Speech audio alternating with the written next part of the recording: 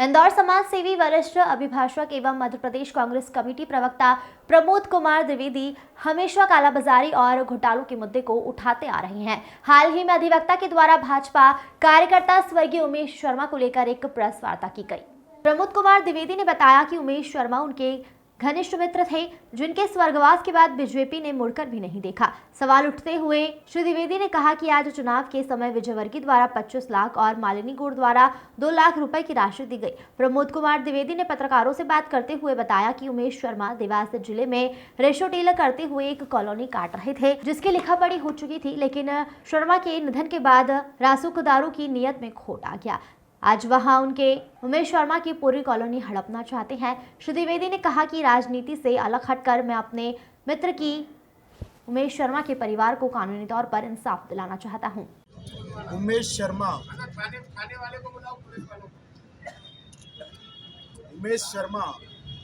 भाजपा के एक तपोनिष्ठ, निष्ठावान, योग्य और समर्पित कार्यकर्ता थे। भाजपा को उन्होंने पूरा जीवन दिया। कुछ समय पहले अचानक उनका निधन हुआ, तब भाजपा के बड़े बड़े नेताओं ने उनके परिवार के लिए अच्छे भाव रख कर के बहुत कुछ करने की बात कही थी। उसमें मुख्यमंत्री जी भी शामिल थे, पर उन लोगों ने क्या किया ये आप लोगों के सामने।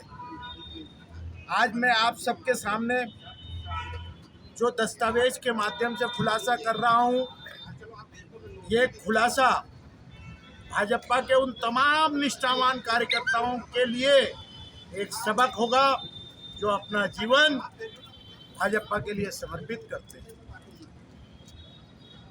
भाजपा का काम है इस्तेमाल करो, फेंको, भूल जाओ। उमेश भाई मेरे मित्र थे, राजनीतिक विचारधारा अलग थी, परंतु मित्रता एक तरफ थी। वो उन्होंने मेरे साथ दुख और सुख के कुछ अनछुए पहलू भी साझा किए थे। उसी समय उन्होंने मुझे अपने सपने की बात बताई थी, प्रमोद भाई ये दस्तावेज देखो, मैं बिलावली देवास में एक कॉलोनी काटने जा रहा हूँ।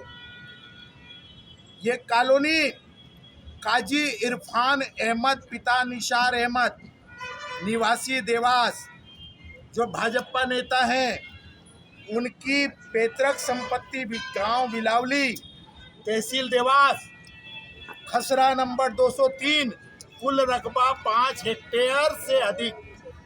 इस पर उमेश भाई ने एक कंपनी जिसके वो पार्टनर थे, यूवी देवकान तरफे पार्टनर उमेश शर्मा, साथ ही साथ उनके साथ विजय भट्ट, पिता गोपाल कृष्ण भट्ट निवासी 183 नालंदा परिषद, केसर बाग रोड अभी थे।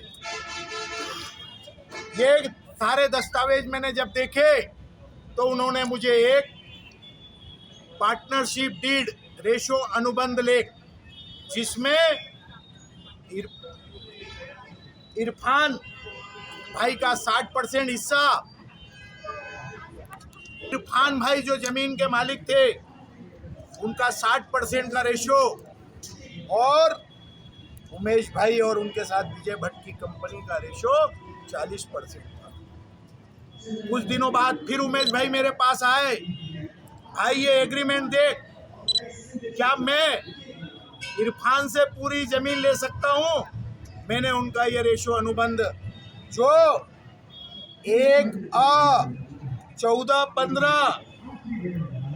1425 क्रमांक से 7/9/2000 को रजिस्टर्ड हुआ है, उसमें 40% उमेश भाई का हिस्सा और विजय भट्ट का है, 60% इरफान का था।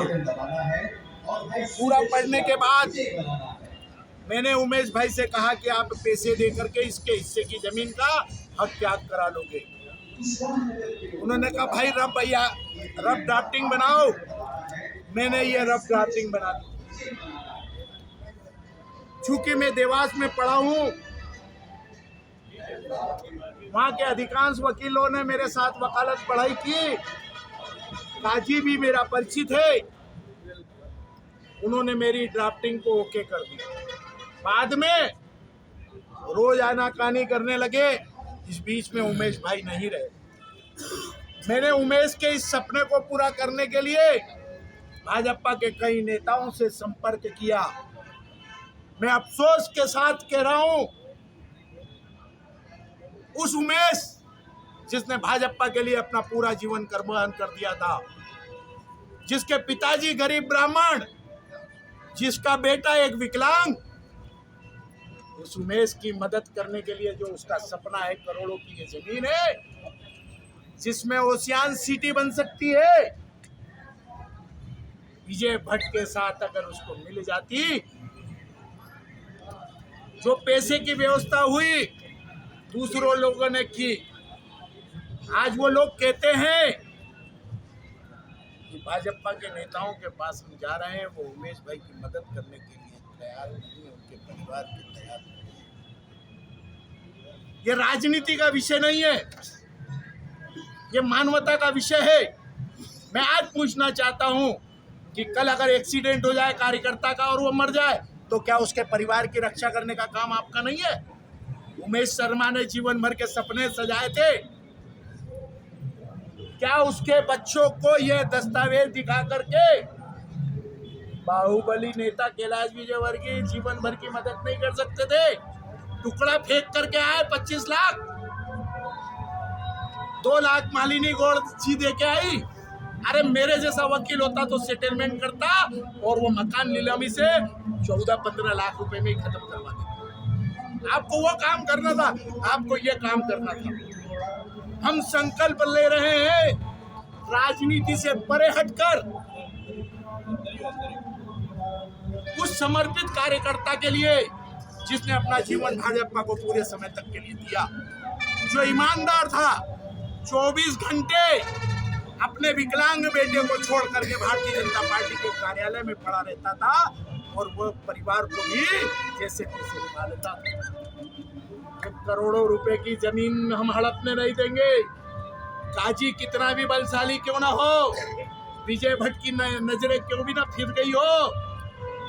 मैं मित्रता के नाते विचारधारा को परे रखते हुए एक गरीब ब्राह्मण की मदद करने के उद्देश्य से ब्राह्मण समाज के तमाम नेताओं से अनुरोध करता हूं, मेरे साथ खड़े हो जाना।